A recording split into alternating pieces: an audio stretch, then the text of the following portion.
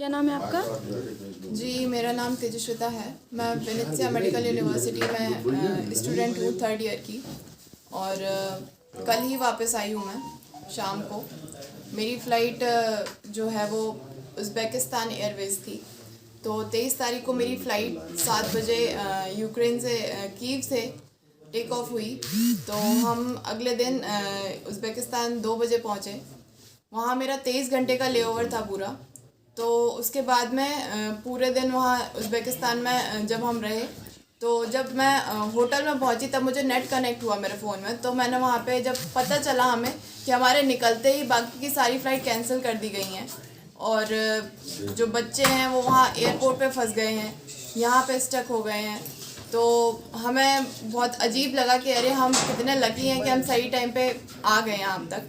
तो उसके बाद में फिर वहाँ से मेरे उज़्बेकिस्तान से तो कोई दिक्कत नहीं थी। फिर उज़्बेकिस्तान से दिल्ली हम सुबह वाली फ़्लाइट से 7 बजे तक हम दिल्ली पहुँच गए थे। मेरी कई दोस्त हैं जो वहाँ पे फंसी हुई हैं, जिनसे मेरी अभी रेगुलरली टच में हूँ मैं उनसे। तो आज सुबह ही मेरी बात हुई है। वहाँ पे -डिग्री टेम्परेचर में वो बंकर में रही हैं पूरी रात, ज़मीन पे सोए हैं। खाने का स्टॉक लिमिटेड है, पानी का स्टॉक लिमिटेड है। सरकार की तरफ से अभी ऐसी कोई मदद नहीं की गई है कि उन्हें कुछ रिलीफ मिले। वो सब बहुत डरे हुए हैं। वहाँ पे आस पास के जो भी वहाँ पे जेट, मेरे पास वीडियोस आई हैं। वहाँ पे रेगुलरली जेट जा रहे हैं ऊपर से, इतनी डरी हुई आवाज़ें आती हैं। वहाँ पे बॉम्ब ब्लास्ट हो रहे हैं।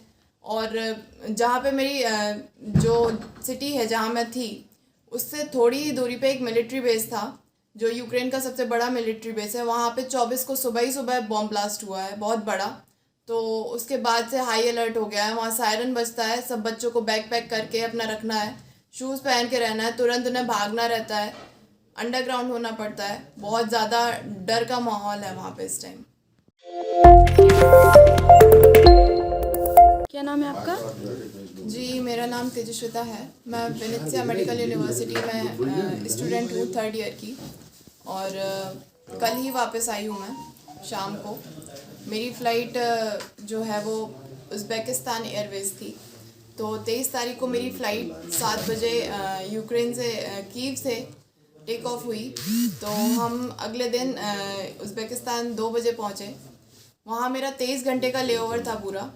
तो उसके बाद में पूरे दिन वहाँ उज़्बेकिस्तान में जब हम रहे, तो जब मैं होटल में पहुँची तब मुझे नेट कनेक्ट हुआ मेरे फ़ोन में। तो मैंने वहाँ पे जब पता चला हमें कि हमारे निकलते ही बाकी की सारी फ़्लाइट कैंसिल कर दी गई हैं और जो बच्चे हैं वो वहाँ एयरपोर्ट पे फंस गए हैं, यहाँ पे स्टक हो गए हैं।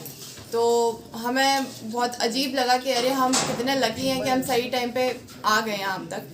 तो उसके बाद में फिर वहाँ से मेरे उज़्बेकिस्तान से तो कोई दिक्कत नहीं थी। फिर उज़्बेकिस्तान से दिल्ली हम सुबह वाली फ़्लाइट से 7 बजे तक हम दिल्ली पहुँच गए थे। मेरी कई दोस्त हैं जो वहाँ पे फंसी हुई हैं, जिनसे मेरी अभी रेगुलरली टच में हूँ मैं उनसे। तो आज सुबह ही मेरी बात हुई है। वहाँ पे -डिग्री टेम्परेचर में वो बंकर में रही हैं पूरी रात, ज़मीन पे सोए हैं। खाने का स्टॉक लिमिटेड है, पानी का स्टॉक लिमिटेड है। सरकार की तरफ से अभी ऐसी कोई मदद नहीं की गई है कि उन्हें कुछ रिलीफ मिले। वो सब बहुत डरे हुए हैं। वहाँ पे आस पास के जो भी वहाँ पे जेट, मेरे पास वीडियोस आई हैं। वहाँ पे रेगुलरली जेट जा रहे हैं ऊपर से, इतनी डरी हुई आवाज़ें आती हैं। वहाँ पे बॉम्ब ब्लास्ट हो रहे हैं। और जहाँ पे मेरी जो सिटी है जहाँ मैं थी, उससे थोड़ी ही दूरी पे एक मिलिट्री बेस था जो यूक्रेन का सबसे बड़ा मिलिट्री बेस है। वहाँ पे 24 को सुबह ही सुबह बॉम्ब ब्लास्ट हुआ है, बहुत बड़ा। तो उसके बाद से हाई अलर्ट हो गया है। वहाँ सायरन बजता है, सब बच्चों को बैग पैक करके अपना रखना है, शूज़ पहन के रहना है, तुरंत उन्हें भागना रहता है, अंडरग्राउंड होना पड़ता है। बहुत ज़्यादा डर का माहौल है वहाँ पे इस टाइम।